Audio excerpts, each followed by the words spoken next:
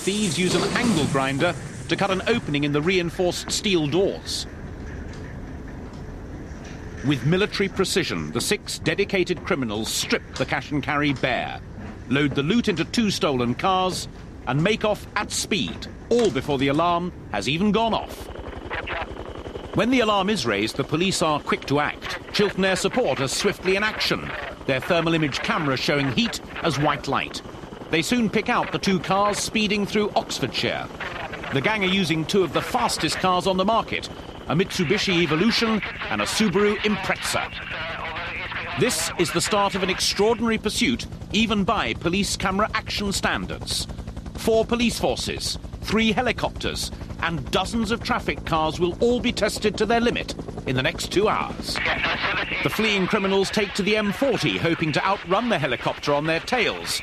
But the chopper crew are ahead of them and call for local traffic officers on the ground to wait on the motorway ahead of the chase. An hour has already passed since the break-in. Thames Valley officers, PCs John Knights and Phil Murphy, immediately respond to the call in their high-powered undercover car. Luckily, it's one of the few cars in the area capable of keeping up with the 2 stolen vehicles. It's the start of a memorable night for John and Phil. The fleeing cars are soon behind them.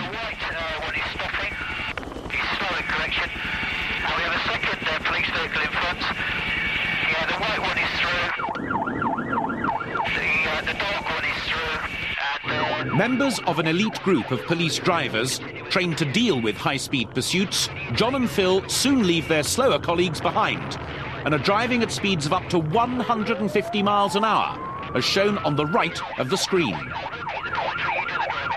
The gang make things difficult for the officers by throwing items from the car. Later, it transpired that a dozen duplicate Subaru keys had been dumped on the motorway.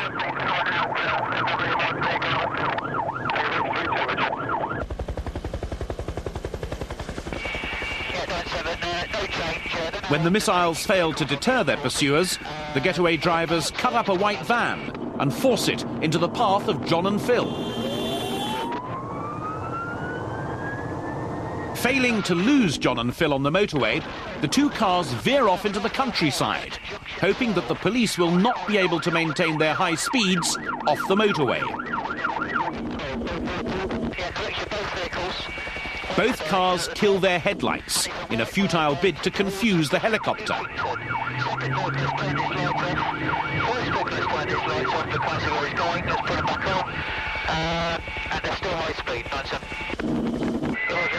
Phil and John are still keeping up, despite the speed and unfamiliar roads.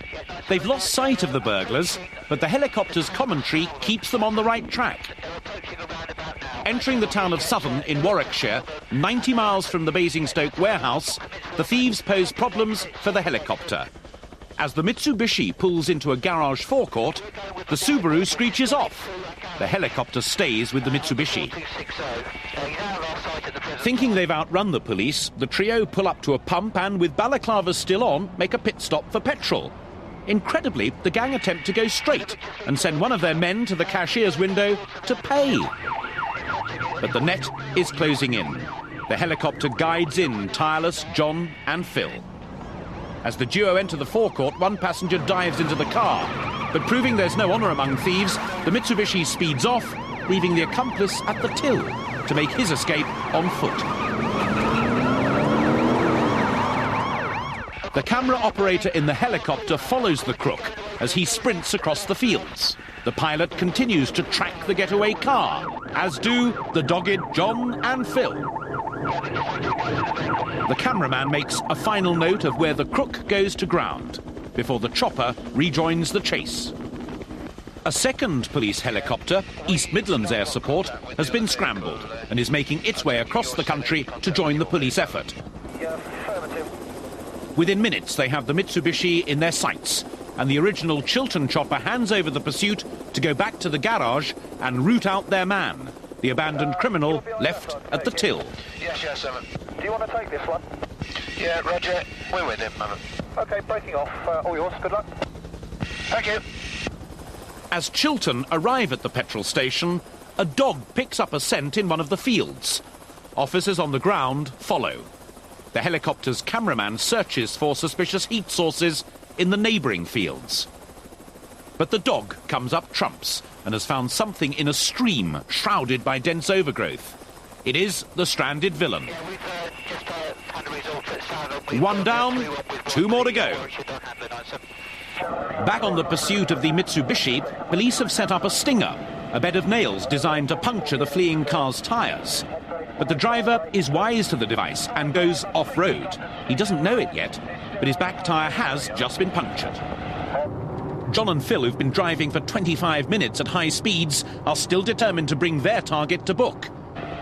But the gang have been travelling for longer, and their fatigue is beginning to show. The criminals have to bully their way past a confused motorist. But they don't just leave him behind. In slow motion, the thermal camera shows the white-hot back tyre flying off the car.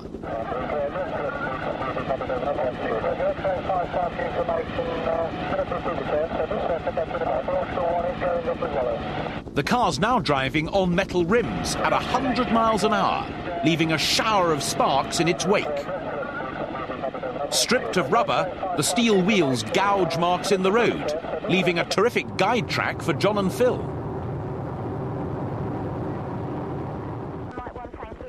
Sensing that the police net is closing in, the crooks veer off the main road into the town of Meriden in the West Midlands. John and Phil almost miss the turning, but the lack of gouge marks soon alerts them to their mistake, and they're swiftly back on the track.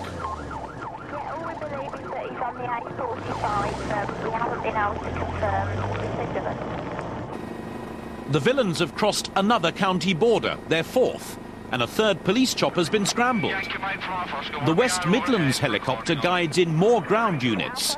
It's going to take 4 police forces, scores of officers, and a lot of patience to end this pursuit. You've actually got 2 helicopters on this at the moment. We're higher. Yes, understood. Thank you. With a mobile call. The car cannot hold out much longer, and after 150 miles and 90 minutes, the pursuit skids to a halt. Vehicle stop Meriden. But the 2 offenders still will not give themselves up. They run into back gardens. Near Meriden. Mike Tango 15 received. Yeah, Alpha Oscar 1, we've got 2 out of the car, away to the left, into the fields. We need officers on Channel 88. The helicopters each follow a different offender. While West Midlands follows the passenger on the left of the screen, who runs off at speed across the fields, East Midlands stays with the driver, who hides underneath trees at the back of gardens before making a dash for it. He's moving across the grounds.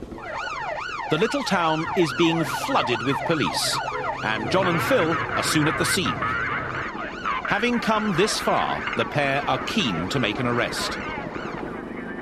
The passenger dumps his ski mask and gloves in bushes and continues his flight across the fields. The driver conceals himself at the back of a local clubhouse.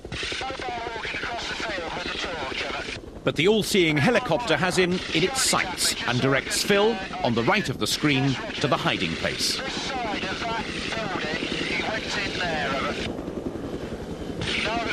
round, go back.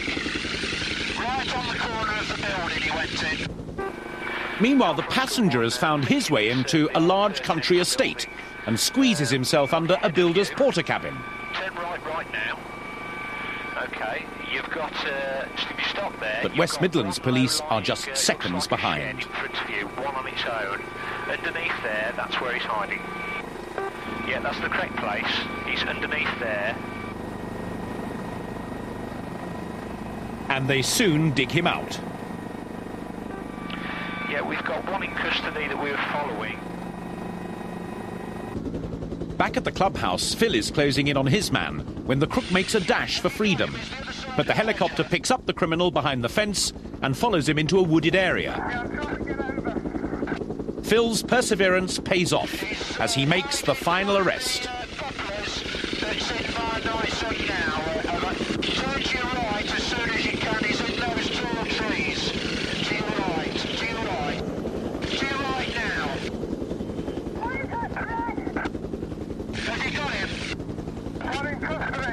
Yes,